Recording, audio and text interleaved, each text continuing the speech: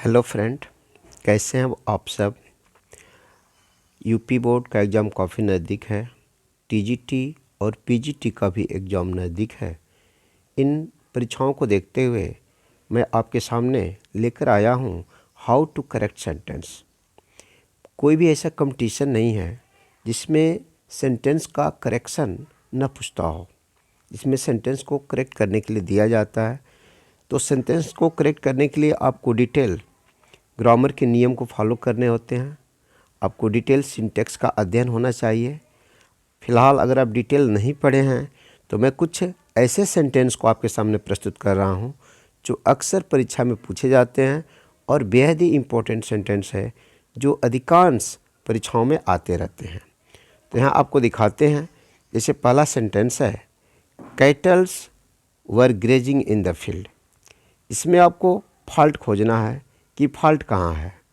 यह सेंटेंस है, kettles were grazing in the field, यानी कि जानवर खेत में चर रहे हैं, चौपाए खेत में चर रहे हैं। इसमें गलती कहाँ है? तो अगर देखा जाए ग्रामर, अकॉर्डिंग टू ग्रामर के हिसाब से देखा जाए तो ये जो कैटल शब्द है, कैटल, इसमें कैटल्स कर दिया है, प्लूरल बना दिया है। जबकि जो कैटल होता है बिना यस लगाए ही प्लूरल में रहता है, यानी कि कैटल है, पीपुल है, पोल्ट्री है, ये सब जो कुछ वर्ड हैं वो हमेशा प्लूरल में ही लिखे जाते हैं। हम इनको प्लूरल नहीं बना सकते। इसलिए जो कैटल शब्द है यह गलत है। इसका सही होगा कैटल, CATTLE, कैटल। हम कैटल को कभी प्लूरल नहीं बनाते हैं, जिसे कैटल्स किया है यह गलत है। नीचे जो रेड में आपको बताया गया है, इसको कैटल्स ना लिख करके हम क्या लिखेंगे, कैटल लिखेंगे। जो कैटल दिया है ये लिखेंगे। दूसरा सेंटेंस है, each boy and each girl are going there. देखिए, जब दो नाउन एंड से जोड़ते हैं, बॉय भी नाउन है, गर्ल भी नाउन है। जब दो नाउन एंड से जोड़ते हैं और उनके पहले ईच शब्द आया रहता है तो उसके बाद आने वाला जो वर्ब है यह सिंगुलर नंबर का होता है। यहाँ आर दे दिया है, जो प्लूरल वर्ब दे दिया है, जो गलत है। तो आर की जगह पे क्या होना चाहिए, सिंगुलर वर्ब इज होना चाहिए, इज। फिर से देख लीजिए, जब दो नाउन एंड से जुड़ते हैं, जैसे बॉय भी नाउन है, गर्ल भी नाउन है, और दोनों एंड से जुड़े हैं, तो जब दो नाउन एंड से जुड़ते हैं और इनके पहले इच शब्द आया रहता है तो उनके बाद आने वाला जो वर्ब होता है यह सिंगुलर नंबर में होता है। जबकि यहाँ आर दे दिया जो प्लूरल वर्ब है, तो आर की जगह पे यहाँ पर क्या होना चाहिए, इज होना चाहिए। जो रेड में लिखे हैं वो सही है। तीसरा सेंटेंस है, he is senior than me. अगर आप डिग्री पढ़े हैं तो उसमें बताया गया है कि यह है senior, superior, inferior, junior. Senior, junior, superior, inferior के बाद से देन का प्रयोग नहीं होता है, गलत है। इन शब्दों के बाद से क्या होता है मित्रों, सीनियर के बाद से या जूनियर के बाद से, सुपीरियर के बाद से, इन्फीरियर के बाद से हमेशा टू का प्रयोग होता है, देन का नहीं। इसमें देन क्या है, गलत है।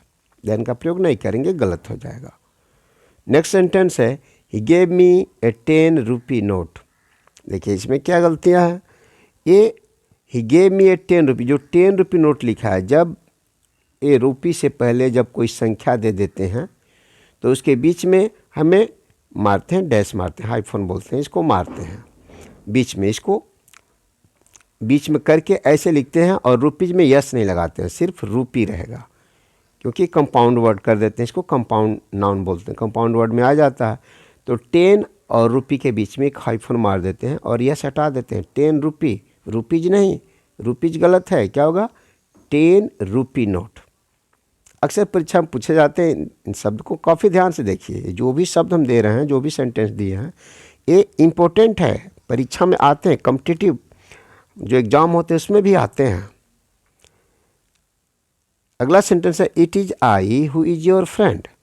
अब इसमें कहाँ गलती है, मैं ही तुम्हारा मित्र हूँ। अब इसमें ये है, देखिए इसको बोलते हैं relative pronoun, who relative pronoun है। तो हु से पहले जो आता है उसको एंटीसीडेंट बोलते हैं।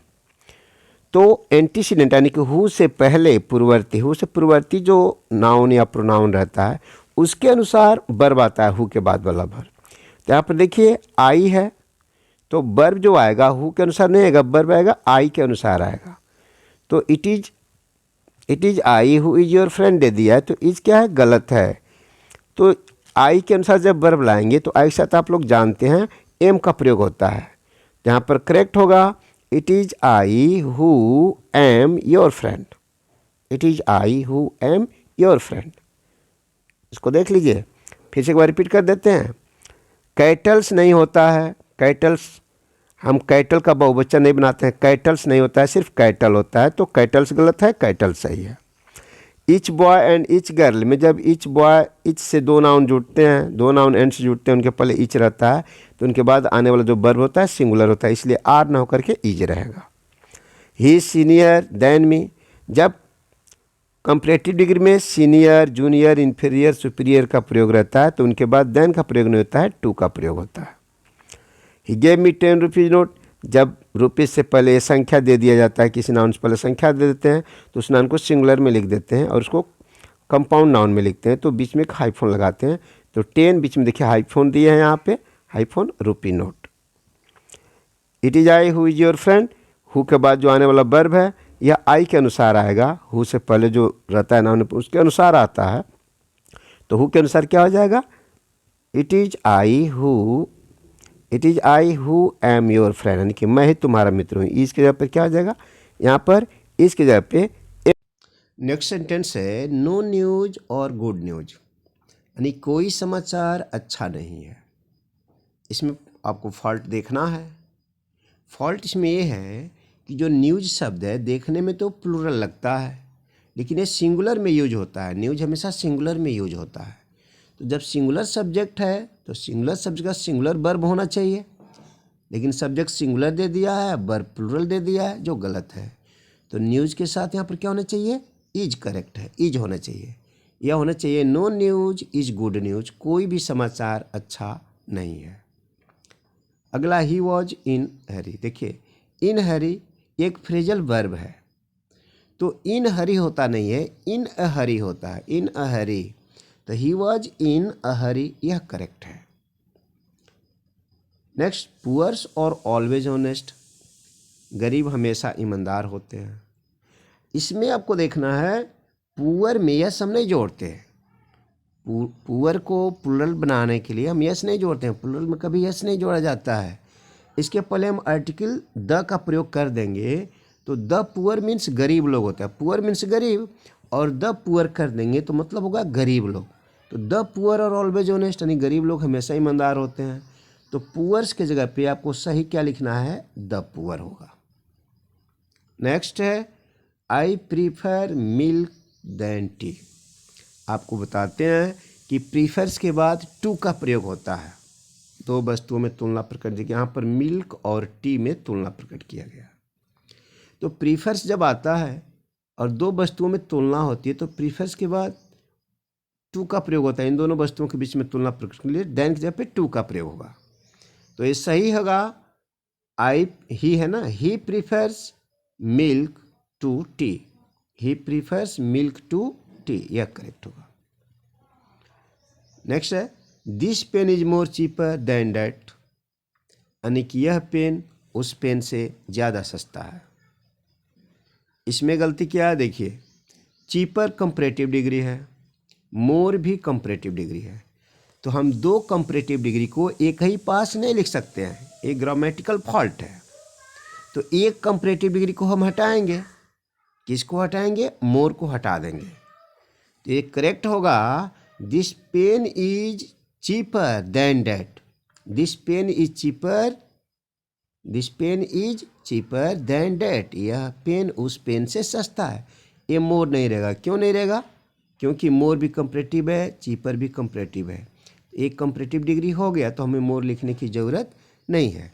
दोस्तों जो भी बता रहे हैं ये सब परीक्षा के दृष्टिकोण से बहुत ही इम्पोर्टेंट है। आप इसको एकदम नोट्स में लिख लीजिए, कॉपी पे लिख लीजिए, या इसको सही से याद कर लीजिए, क्योंकि बार बार परीक्षा में पूछे जाते हैं। कोई साधारण सेंटेंस नहीं है, ये अक्सर परीक्षा में पूछे जाने वाले सेंटेंस हैं।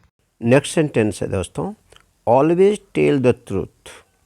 देखिए टेल और स्पीक में अंतर होता है। टेल मीन्स होता है कहना और स्पीक मीन्स होता है बोलना। जब हम किसी से कोई कहानी बताते हैं, कोई घटना बताते हैं, वहाँ टेल का प्रयोग करते हैं। जब किसी विषय पे वार्ता होती है तो वहाँ स्पीक कहा जाता है। तो यहाँ पर होगा ऑलवेज टेल द ट्रूथ। तो टेल गलत है, टेल की जगह पे क्या होना चाहिए, स्पीक होना चाहिए। Always speak the truth, always tell the truth नहीं, always speak the truth. Next है Gita is a holy book of the Hindu. इसमें क्या गलती है, इस यहाँ पर जो गीता है यह एक धार्मिक पुस्तक है। तो जितनी धार्मिक पुस्तकें होती हैं उनके पहले आर्टिकल द का प्रयोग किया जाता है, जैसे the Gita, the Mahabharata, the Ramayana, the Bible. तो जितनी धार्मिक पुस्तकें होती हैं उन पुस्तकों के पहले आर्टिकल द का प्रयोग होता है, जो यहाँ पर द नहीं लिखा है, छोड़ दिया है। इसलिए इसका करेक्ट होगा sentence the Gita is a holy book of the Hindu. Gita का जब क्या करना होगा, द गीता लिखना होगा। नेक्स्ट सेंटेंस है why are you afraid from me. मैंने तुम मुझसे क्यों डरते हो। फ्रॉम इनसे होता है, अधिकांश आप कन्फ्यूज हो जाएंगे क्योंकि मुझसे के लिए फ्रॉम लिखेंगे, जबकि ऐसा नहीं है। अंग्रेजी में कुछ फिक्स प्रीपोजिशन होते हैं जो किस वर्ब के बाद से कौन से प्रीपोजिशन आने हैं फिक्स हैं। तो आपको याद रखना होगा अफ्रेड के बाद हमेशा ऑफ का प्रयोग होता है, फ्रॉम का नहीं। चाहे कहीं भी अफ्रेड दिया हो, अफ्रेड के साथ हमेशा क्या आता है, ऑफ आता है। तो why are you afraid of me होगा, why are you afraid of me. ये जो फ्रॉम दिया है ये गलत है। क्यों, क्योंकि अफ्रेड के साथ हमेशा किसका प्रयोग होता है, ऑफ का प्रयोग होता है। आपको याद रखना होगा अफ्रेड के साथ ऑफ का प्रयोग होता है, धार्मिक पुस्तकों के साथ आर्टिकल द का प्रयोग होता है। अगला है सरला बोस्टेड ऑन हर ब्यूटी। देखिए जिस तरह अफ्रेड के साथ ऑफ का प्रयोग होता है ना, उस तरह बोस्ट के साथ भी ऑफ का प्रयोग होता है। बोस्ट ऑफ, बोस्ट ऑन नहीं, बोस्ट रहेगा तो बोस्ट ऑफ का प्रयोग होगा प्रीपोजिशन। तो सरला बोस्टेड ऑफ हर ब्यूटी होगा, ऑन हर ब्यूटी गलत है, जब हो जाएगा ऑफ हर ब्यूटी, ऑफ सही है। सरला बोस्टेड ऑन हर ब्यूटी या सरला बोस्टेड ऑफ हर ब्यूटी यह सही है। लास्ट सेंटेंस है मेरा माई brother was married with Sita. मेरे भाई की शादी सीता के साथ की गई। विथ मैंने के साथ होता है आप जानते ही हैं, लेकिन मैं पहले बता दिया कुछ वर्ब होते हैं जिनके साथ फिक्स प्रीपोजिशन होते हैं। जैसे अफ्रेड के साथ आपको ऑफ याद रखना है, अफ्रेड ऑफ। बोस्ट के साथ भी आपको ऑफ याद रखना है। जस्ट उसी तरह से मैरिड के बाद टू का प्रयोग होता है, विथ का नहीं। मैरिड के बाद टू का प्रयोग होगा, विथ का नहीं। तो यहाँ पर करेक्ट सेंटेंस होगा my brother was married to Sita. My brother was married to Sita. तो दोस्तों इस सेंटेंस का जो तरीका है, कैसे करेक्शन किया जाता है, इसको मैंने बताया आपको। और भी बहुत से सेंटेंस हैं जो अक्सर परीक्षा में पूछे जाते हैं। और अधिक सेंटेंस की जानकारी लेने के लिए, शुद्ध अंग्रेजी लिखने, बोलने और समझने के लिए आप हमारे channel dynamic English point Maurya को सब्सक्राइब करें, ताकि हम कोई भी वीडियो बनाएं तो नोटिफिकेशन आपके पास पहुंचे। और नोटिफिकेशन पहुंचने के लिए जो बेल आइकन है प्लीज़ आप उसको प्रेस कर दें, ताकि हम जो भी वीडियो बनाएं आपके पास मिले। और हाँ, मेरे वीडियो को देखकर आप कमेंट भी करें कि वीडियो कैसा लगा, ताकि हमें और आगे वीडियो बनाने का प्रोत्साहन मिल सके। Thank you for watching my video.